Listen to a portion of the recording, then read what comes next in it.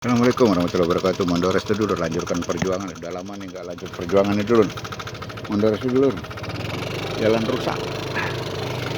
Jalannya rusak, tapi dinikmati aja dulu ya. Karena hakikatnya bukan rusak ini. Hakikatnya ilmu hikmahnya ya, berdasarkan kacamata hikmahnya.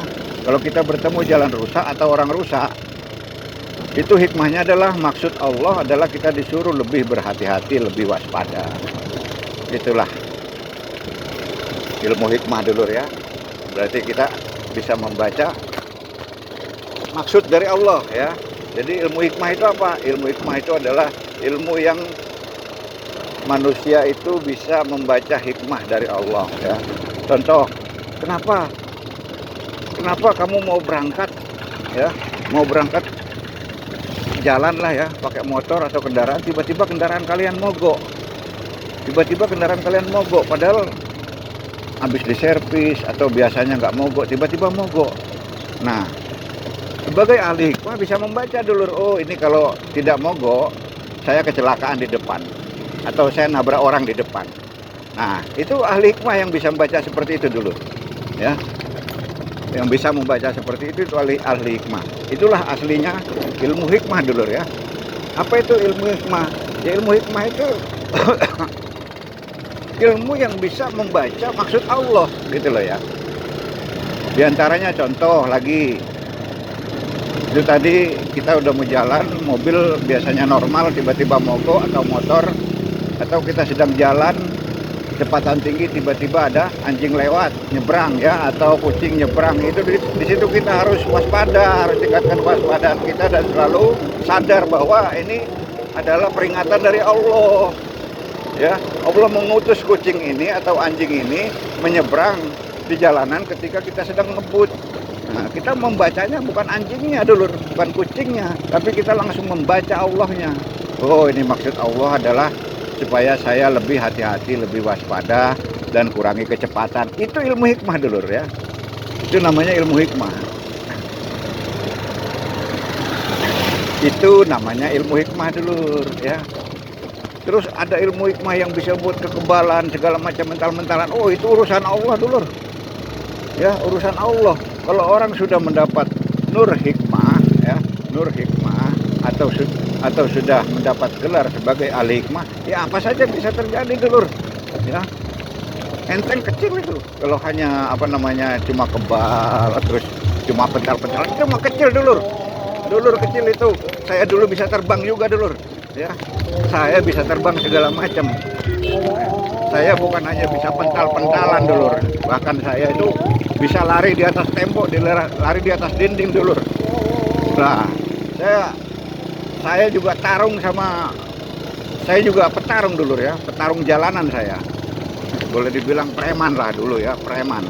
Gelar saya di Jakarta itu dulur, sampai gelar saya itu Bung Ninja ya. Bung Ninja. Kemudian makin terkenal, gelar saya naik lagi dulu. Jadi Bung Ninja Api. Nah, jadi Bung Ninja Api. Kenapa? Gelar saya naik. Yang naik kan itu orang-orang dulu, bukan saya.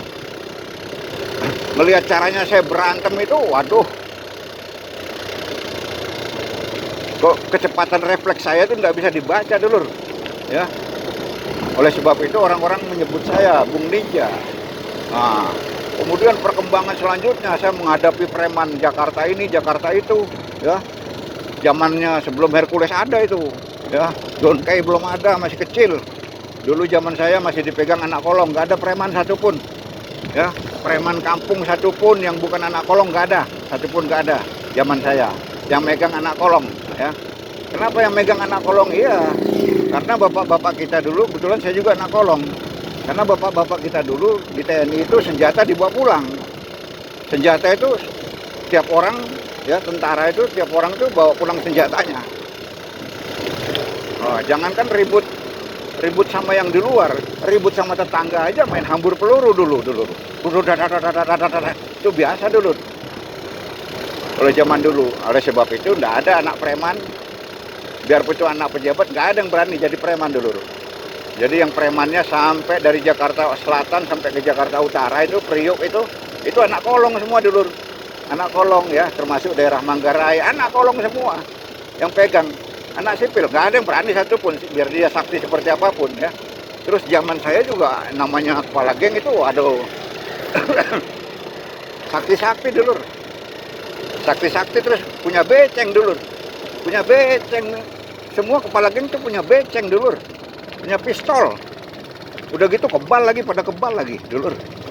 Bukan hanya kebal bacokan dulur, ya, kebal peluru juga dulur ya. Preman-preman zaman dulu itu, apalagi kepala geng, waduh, sakti-sakti luar biasa dulur. Zaman saya itu, ya, zaman saya sebelum ada zamannya Hercules. Hercules masih di tim-tim sana, ya, belum ada John Kay segala macam, belum ada ya, belum ada. Gelar saya sudah Bung Ninja Api dulur.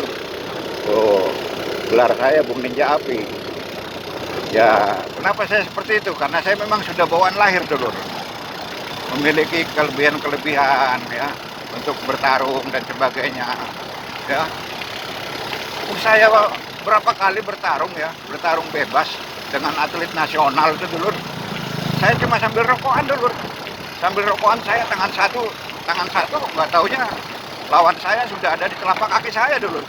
Loh, lawan musuhnya bingung, jangankan musuhnya, saya aja bingung. Ya itulah diantaranya ilmu hikmah dulu. Karena saya sudah sejak kecil saya sudah jalankan ilmu hikmah, ya. Jadi kalian yang ingin belajar ilmu hikmah silahkan belajar pada saya, ya. Karena saya ini mengamalkan ilmu hikmah dan saya ini petarung dulu, ya. Kebanyakan orang mayoritas hanya pengamal dulur, tapi bukan petarung, ya. Jadi dia untuk mengukur mengukur kemampuan atau hasil dari amalan-amalan, ya. Amalan-amalan, hijib-hijib, asma-asmaan, kemudian wiritan, kemudian apa aja lah yang dia jalankan secara istiqomah.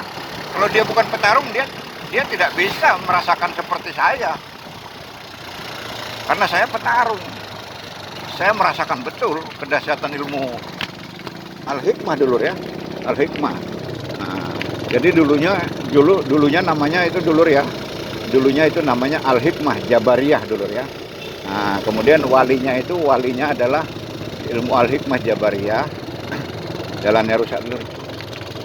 Ilmu al-hikmah Jabariyah itu walinya itu, kalau saya maha guru saya itu, kalau saya memberi Fatihah itu harus begini dulu. Ila hadratin khususan Syekh Abdul Jabar yang berilmu tinggi. Begitu dulur. Pernah dengar dulur? Nggak pernah dulur. Ya, sudah punah ilmu itu. Ilmu itu hanya untuk orang-orang khusus dulur ya. Syekh Abdul Jabar yang berilmu tinggi. Dari mana sumbernya? Semua ilmu dulu sumbernya dari Banten dulur. Titik. Nggak bisa ditawar dulur. Ya, saya ini saksi diri. Saya ini saksinya para pendekar-pendekar dulu ya. Minimal saya bukan pendekar, tapi saya jadi saksi zamannya kependekaran dulu ya. Zamannya kependekaran saya jadi saksi hidup ini. Ya. Jadi saya tahu betul sumber dari segala ilmu kesaktian ya, kekaromahan, segala macam itu ya. Itu mau debus kayak, the best kayak. Ya. Mau permainan golok kayak, mau ilmu kebal kayak, mau ilmu pental-pentalan kayak, sumbernya dari Banten dulur, gak bisa ditawar ya. Saya nih malang melintang dulur, saya nih malang melintang, saya petarung jalanan memang.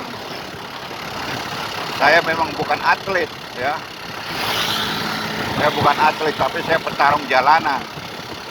Saya ikuti segala macam pencak silat, tenaga dalam ya, karomah, al-hikmah ya, al-hikmah, terus yang sekarang disebut dengan laduni, saya ikuti semua dulur.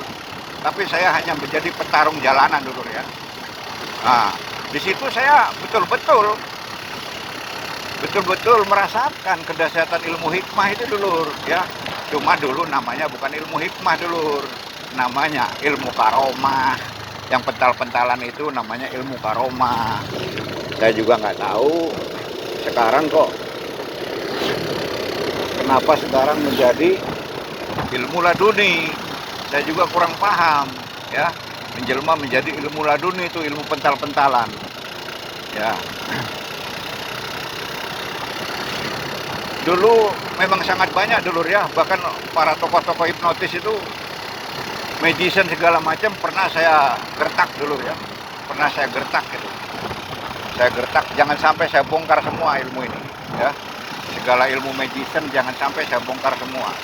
Segala ilmu paranormal jangan sampai saya bongkar semua. Segala ilmu kesaktian jangan sampai saya bongkar semua ini ya. Kebetulan saya pemilik grup Adu Sakti dulur. Saya adalah pemilik grup Adu Sakti ya. Pemilik grup Adu Sakti di Facebook dulur ya. Kebetulan saya.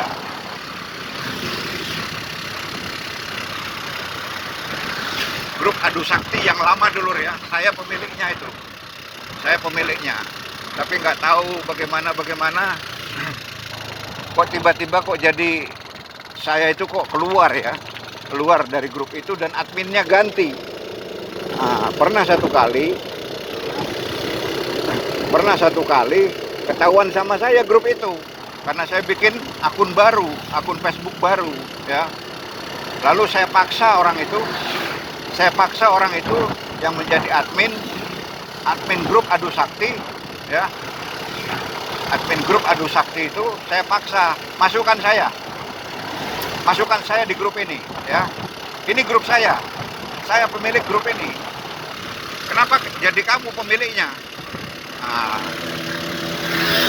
karena dia admin dulur ya, dan saya sudah sempat dikeluarkan atau saya keluar sendiri secara tidak sengaja barangkali, sehingga dia yang jadi admin.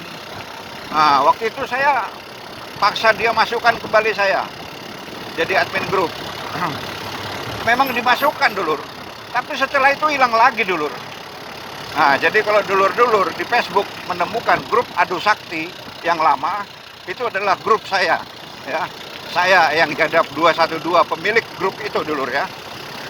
Nah, anggota dari grup Adu Sakti itu adalah para ahli supranatural, pendekar, paranormal senusantara dulur. Senusantara dulur ya. Bahkan orang-orang Bali, para supranaturalisnya yang tidak mau ikut campur biasanya itu ada semua dulur di dalam grup itu, ikut semua ya. Oke, itu dulu ya. Barangkali ada yang menemukan akun saya itu, akun Facebook saya, di mana di situ ada grup Adu Sakti, itu adalah milik saya yang jadab 212. Tolong informasikan pada saya di channel YouTube saya yang jadab 212. Terima kasih dulu atas perhatiannya. Assalamualaikum warahmatullahi wabarakatuh. Salam Nusantara, rayu rayu rayu.